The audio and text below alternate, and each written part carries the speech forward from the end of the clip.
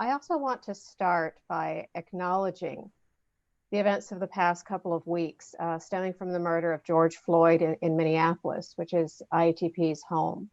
I'd like to read an excerpt of a statement we put out at that time. The death of George Floyd in the custody of a Minneapolis police officer profoundly saddened all of us at the Institute for Agriculture and Trade Policy. IATP is committed to social justice and a just transformation of systems. This terrible, tangible illustration of deadly and violent nature of institutional racism in America is diametrically contrary to what we work for. We echo the calls of our allies for the officers involved in the Minneapolis Police Department to be held accountable for the deadly event, as well as for the transformative change and justice now. So this is something we continue to discuss in IATP in Minneapolis and in other offices. Just today, Shefali Sharma in Berlin was telling me there was a demonstration of 15,000 people in Berlin. So clearly this will be continuing. So I'd like to introduce myself. I'm Karen Hansen-Kuhn. I am interim co-executive director at IATP and normally program director, leading a lot of our trade work. And today we'll be talking with Tim Wise, who is the author of Eating Tomorrow, Agribusiness, Family Farmers, and the Battle for the Future of Food, and a senior advisor at the Small Planet Institute, Tufts University's Global Development and Environmental Institute, and now IATP. So Tim, can you tell us a little more about yourself? Yeah, it's great to be here. And I really appreciate the statement IATP made on George Floyd's death. It's so important and such an important and difficult, but hopefully transformative time for all of us. I'm thrilled to be joining IATP as a senior advisor, and feel like it comes after a long history of collaboration. I joke that this was kind of an accident waiting to happen, and the accident finally happened, that we found a way to work formally together as opposed to informally together. Our collaborations date back to the early resistance to NAFTA in the early 90s, when Mark Ritchie was at meetings in Washington with Mark and others as the Tri-National Coalition to defeat NAFTA was taking place. So my background is in sort of a background as an economic journalist. I was at Dollars and Cents magazine as a development practitioner. I was a director of Grassroots International, an aid agency in Boston, and then an academic at Tufts University, where I did a lot of the research that underpinned some of this, what would become a book project. Took the last 5 years researching and writing a book on global agriculture, and called Eating Tomorrow, about sort of why governments are failing to implement the kinds of policies that are visible to them all around them, offered by their own small-scale farmers, and instead opting for expensive and ineffective and climate-damaging industrial agricultural policies. So that took me to Southern Africa, to Mexico, to the Midwest, to India.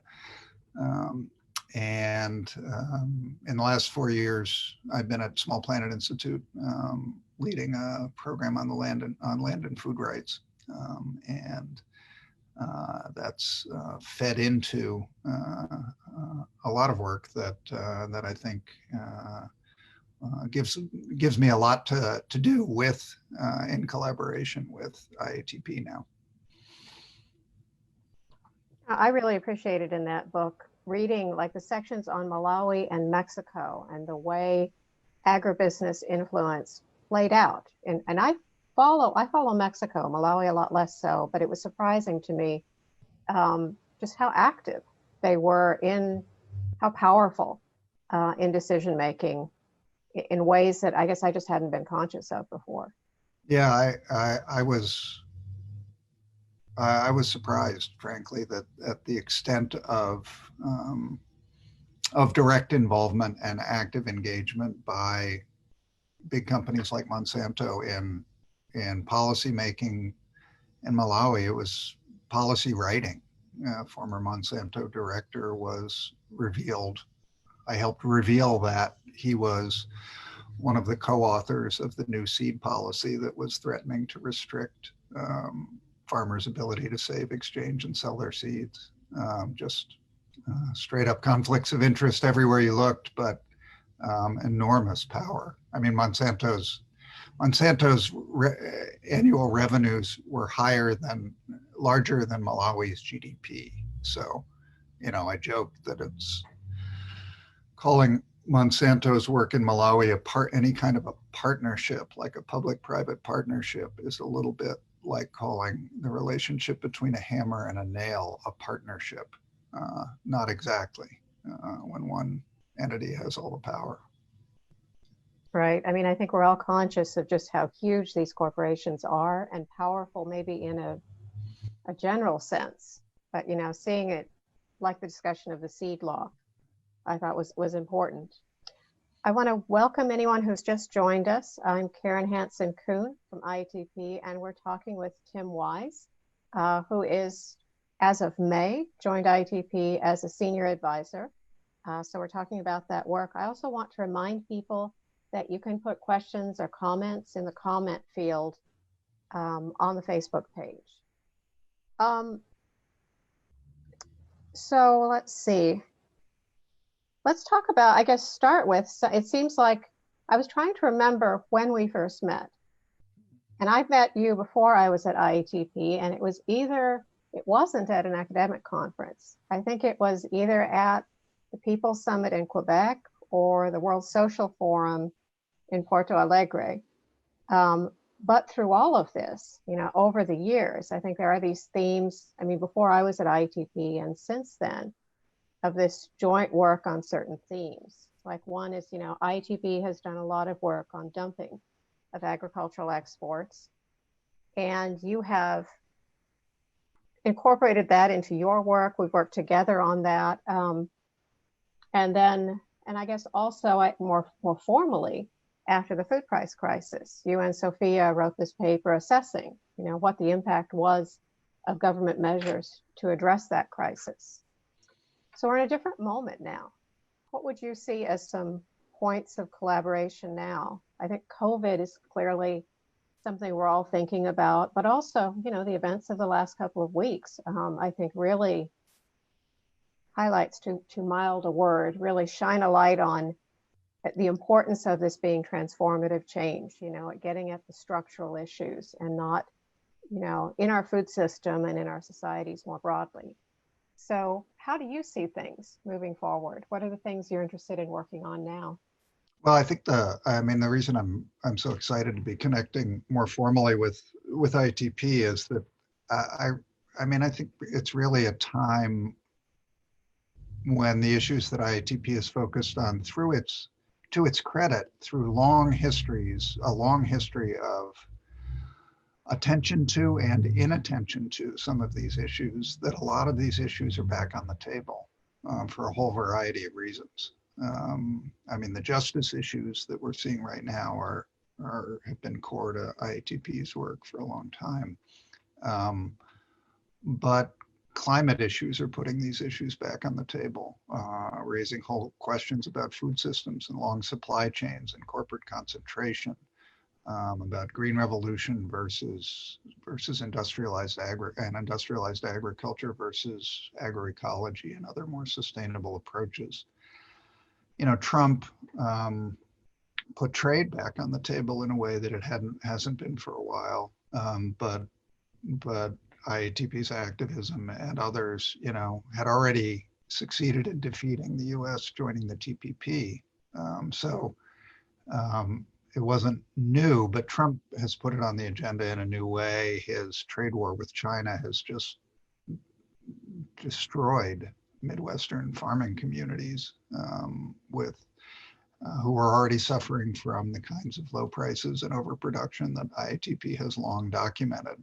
as being the product of farm policy, and farm policy, is just, I think, wide open um, for for active work and advocacy for reform and research. The COVID crisis adds to that, right? It's showing up the broken supply chains, the injustices in the meat industry, in meat packing, um, uh, and the problems of corporate concentration overall. And it sort of puts back on the table in a way that IATP has argued for its, again, to its credit since its founding, of the importance of a government role in managing agricultural markets, intervening in agricultural markets to make them work, not distorting them.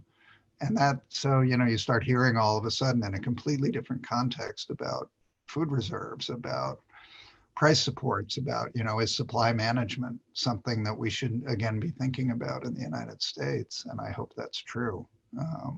And then the climate impacts, of course, are just, I think, bring everything to the fore. The IATP's, I'm really looking forward to working with IATP on some of, with Shafali and others on some of the questions related to meat production and climate change, because I think, again, I point this out in my book, that IATP is one of the few organizations that shined a light on the supply side issues in overconsumption of meat, rather than focusing narrowly on how, we all need to eat less meat. It's like, well, maybe, but the supply side, the production of extra cheap meat is one of the reasons we're over consuming, and few organizations have focused on that.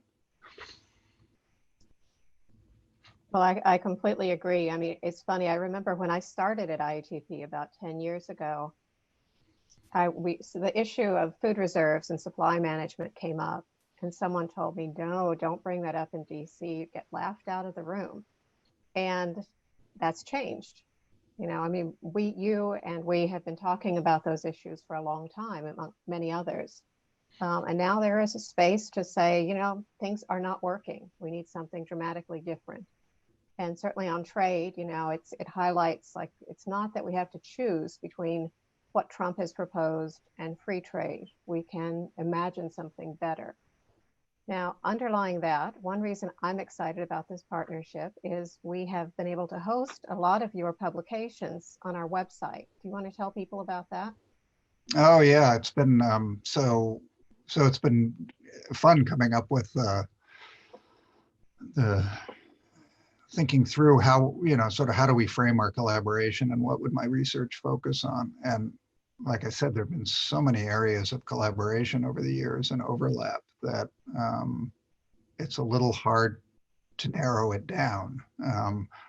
I'd say since we came up with a program, a research area description for me called The Future of Food, I'd say we didn't make a lot of hard choices and we didn't narrow it down all that much. That's about as broad as you can get. But within that, I think the people can look at the part of the website that IATP created for some of my work, which looks at climate change. That emerged as a central feature of my book research. And I was giving a book talk a year ago in Iowa at a time when parts of Iowa were underwater. And Mozambique, one of the other countries I focus on, had just been devastated by historic storms and flooding.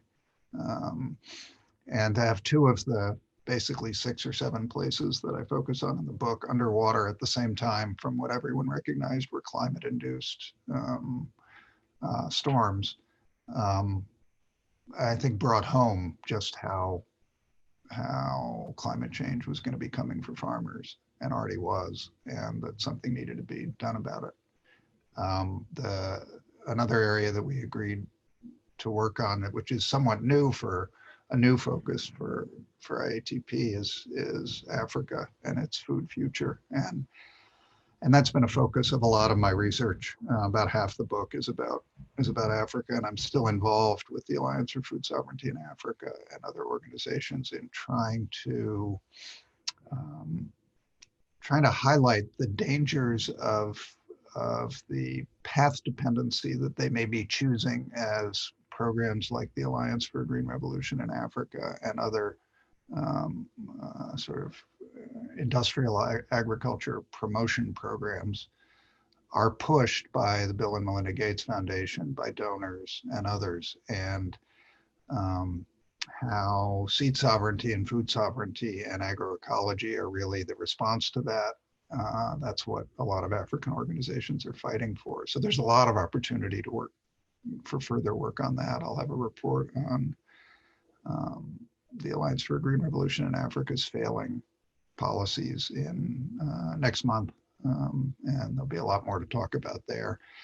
One of the other areas that's near and dear to your heart and mine is Mexico and NAFTA's impacts there, the new NAFTA being implemented, and new policies in Mexico being implemented there. That's where, you know, there are many ways, you mentioned many ways that I used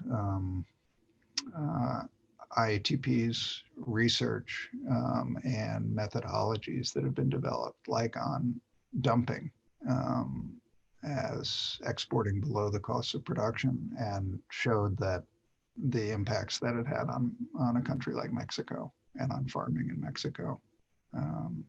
So there's a lot more opportunity for collaboration there. And the others relate to sort of US farm policy, which I'm excited about because, again, I think IATP has been a leader there. And one of the sub areas that we've identified to work on is what I call beyond agricultural subsidies. That's really springs directly from some of IATP's early work, where you were few among those who would argue that agricultural subsidies weren't the biggest problem in US ag policy.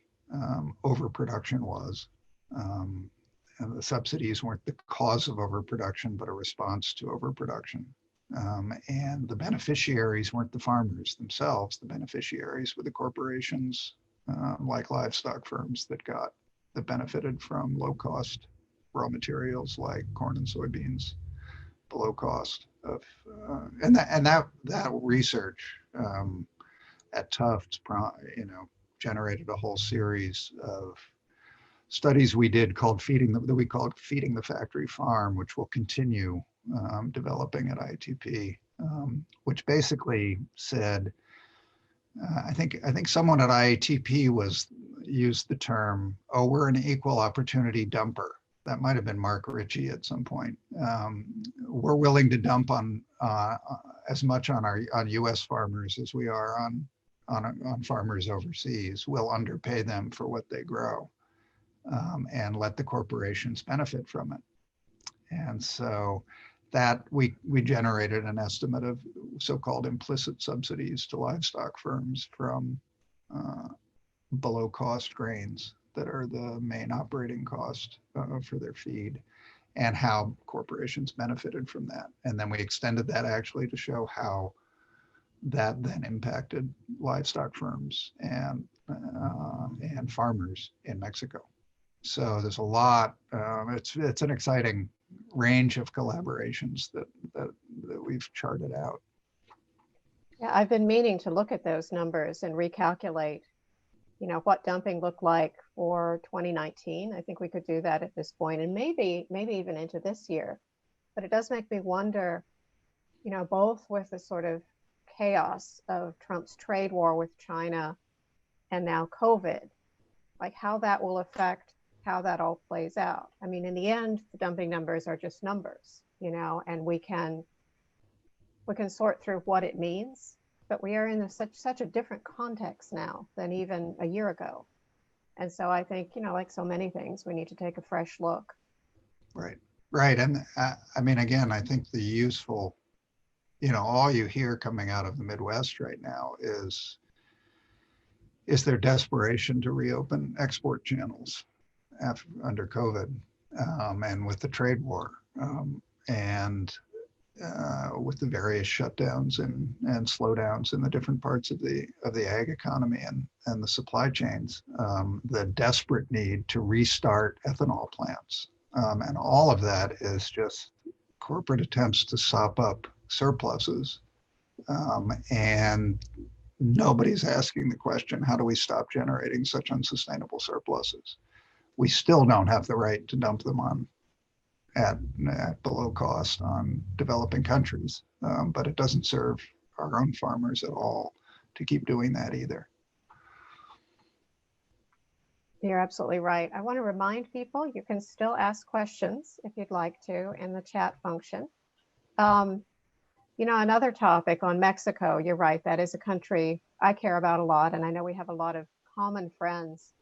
And in the past, a lot of what I would talk with Mexican groups was the impacts of US trade policy and dumping on Mexico.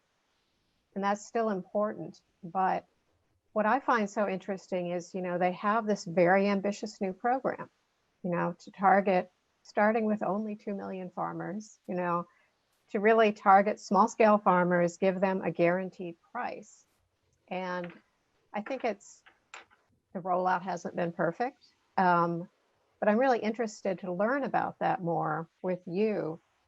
Both what happened in Mexico, but also, are there lessons that could inform how we think about parity prices, or how we think about, reshaping agriculture in ways that are more sustainable, which is an element of that as well.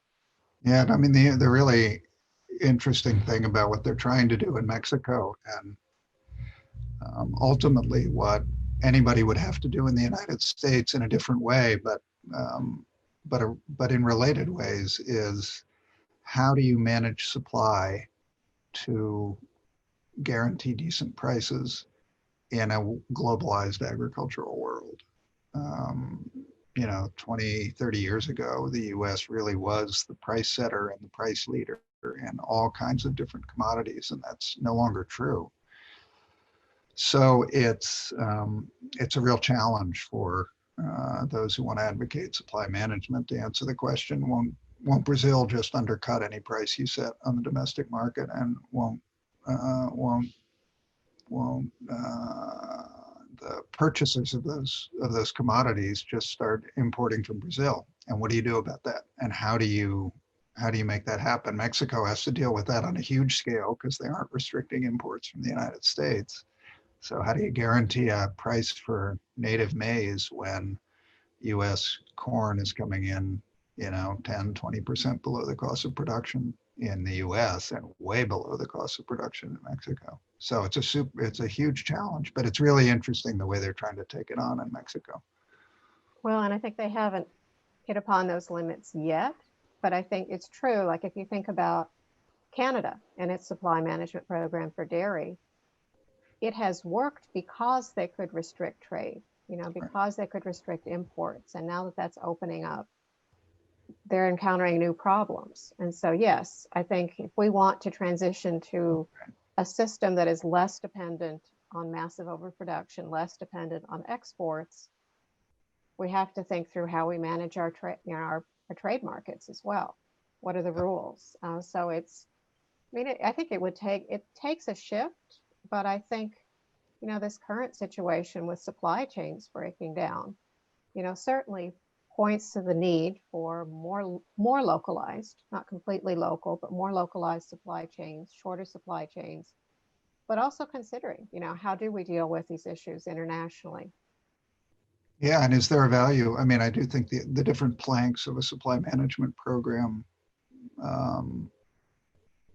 can be implemented somewhat independently of one another, like public procurement and food reserves of some kind. The COVID crisis has certainly pointed to the enormous value of having the government have some level of control of food supplies, so that the markets can't be so easily disrupted when one meatpacking plant in South Dakota shuts down. And so I think there's a lot of those elements are on the table. even if the larger question is still seems a stretch right now. And that could lead to some pretty interesting policy work, I think.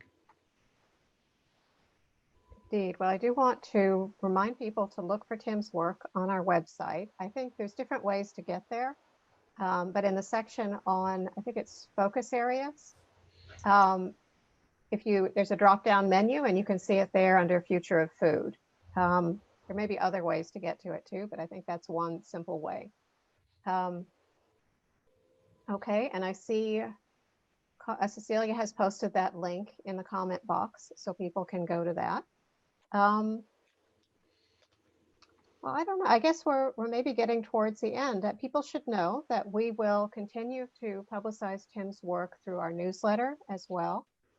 So you can sign up for that to get more information. There will definitely more joint activities moving forward as we develop some of these themes. I'm looking forward to learning about your book on the Gates Foundation or the AGRA activities in Africa, especially because, you know, there is a trade negotiation starting between the US and Kenya soon. So I think there'll be a lot of important information there, you know, as we think about what the impacts could be. Is there anything else you'd like to tell people about before we start to wrap up?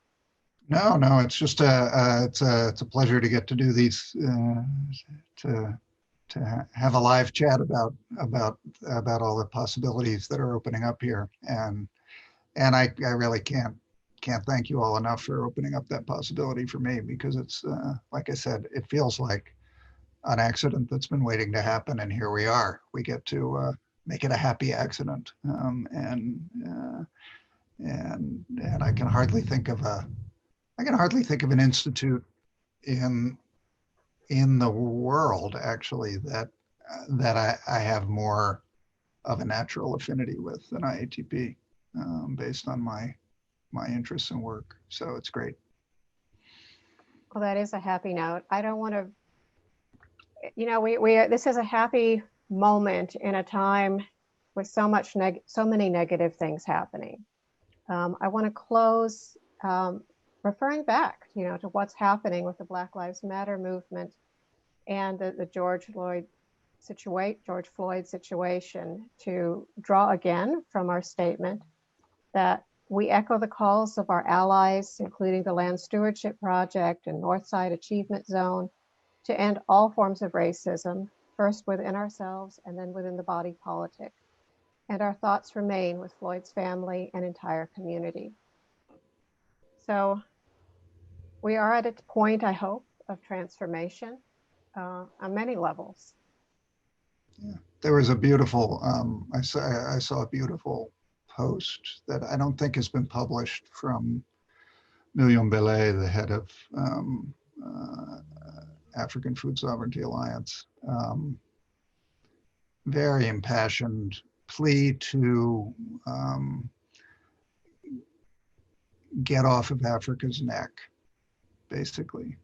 That just likening all of the different campaigns to try to convince Africans that they don't know how to feed themselves to just the new colonialism and the legacy of colonialism that feels like a boot on the neck to Africa. It's a very beautiful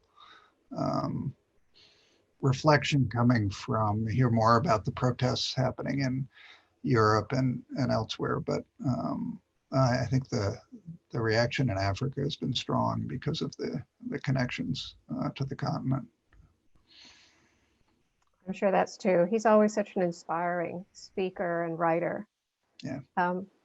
Well, perhaps next time we can talk more about your book, which is coming out in July. Is that right? Well, it's not a book; it's a report. Oh, a report. Okay. And a paper, but it's updating a lot of work that I actually cover somewhat in Eating Tomorrow, but update it. You know, the Africa's AGRA set a very ambitious goal of doubling productivity and incomes for 30 million small-scale farmers in Africa by 2020. We're there. So this is really looking at how badly they've done at achieving those goals and why. All right. Well, we will look forward to that. Thanks, everyone. We will post this recording uh, on our website and on Facebook. Um, and it's been great. Thanks, Tim. Yeah, thank you, Karen.